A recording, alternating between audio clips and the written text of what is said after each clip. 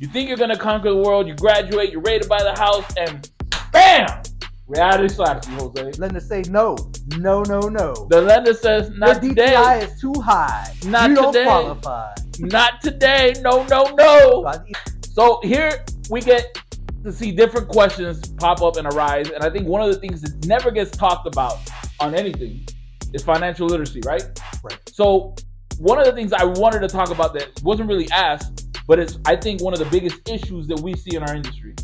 And that is, how do student loans affect your home buying process, right? A lot of people are, you get to school, you're excited, you're motivated. The bank is giving you $100,000, $200,000 to go to school. You think you're gonna conquer the world, you graduate, you're ready to buy the house, and bam! Reality slaps you, Jose. Lender say no. The lender says not your today. DTI is too high. Not you don't today. qualify. Not today. No. So I think that's crazy because I think in this day and age where a lot of people are taking these student loans out, they have to pay these back. I know everybody's expecting. You have to pay. Look, you have to pay listen to us. You have to pay it back. There is no free money. None. Bam. No, and nobody's educated on that, and that's the worst part. You go to college, and you're not educated on just your student loan, which is to get you into college, right? Yep. I think that's the biggest mistake a lot of people make, where they have all these loans, and now they graduated, whether they have, they're in their profession or not. Let's say they are in their profession, you have to account for that payment, and that payment can be very costly, and that's what affects the DTI on a lot of these loans. So one of the things you have to look at is how much is that payment. So that payment is 0.5%. Half a percent. So, for example, you have 100,000 in student loans. We have to account for 0.5%. That's going to be $500. Right. If you have a $200,000 student loan, now we have to account for half of that. That's going to be $1,000. So the issue is we have to take that as a debt. Now, if you have a car, that's another $500. Even if it's in deferment, Yeah. even if it's got a zero payment because you're in an income-based student loan, even does not matter. Even if you're in a contract that the U.S. Army is going to pay it off, or your employer is going to pay it off after 5 years, we have to take something into account. And the penalty that we're going to hit you with is going to be 0.5%, always and every day.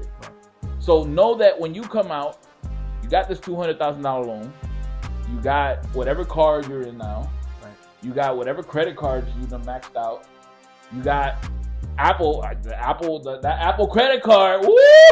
Everybody loves some Apple. I love me my Apple. Everybody loves that Apple card.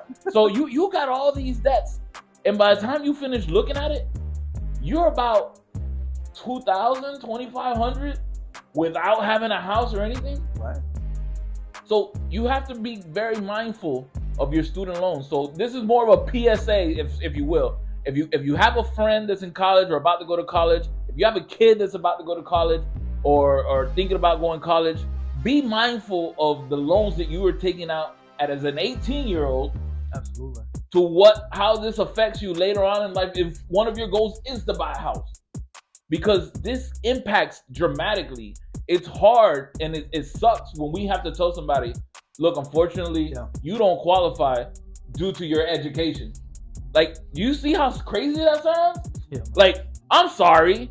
I know you busted your behind the last 4, 6, 8 years in college, but because of that, you can't buy a house. You're done. Like, I'm sorry. You need 2 more co-borrowers because your spouse or your significant other, they're loans too. They're in the same boat. So now you're asking mom, dad, brother, sister, grandpa, grandma, can they co-sign with you? Now, I don't want to paint a dreary picture, right? Because, I mean, it's a great thing going to college and getting your education, do the whole 9. It may affect you that way. It might not. You might have an opportunity where you make enough income in your job 100%. that you can afford everything, and there's no issue with that. Just be mindful of that payment, that you will have to pay that back. And we're just putting it out there. Again, this is, I think... These are things that we see in the industry while we're dealing with loans and how things can affect us. And I think, to me, this is number one. To me, it's number one. The top one is, how does the student loans affect you? So know that if you're going into college or you have a kid that's going into college and the ultimate goal is buying a house down the line, we want to make sure that you keep those student loans to a minimum. They are necessary evils. We need them to graduate, go through school. I had student loans. Jose had student loans going through college. Greatest day was when I paid it off. 100%. That was when I was able to go bloop to Sally Mae. I'm done. I'm done. I was the happiest person in the world too. So know that we're saying this and just to provide you the info. How does this affect you in the future, so that you don't make mistakes that we see on the daily? And this is another episode of the Lending Lounge. Closes are made simple. Ting.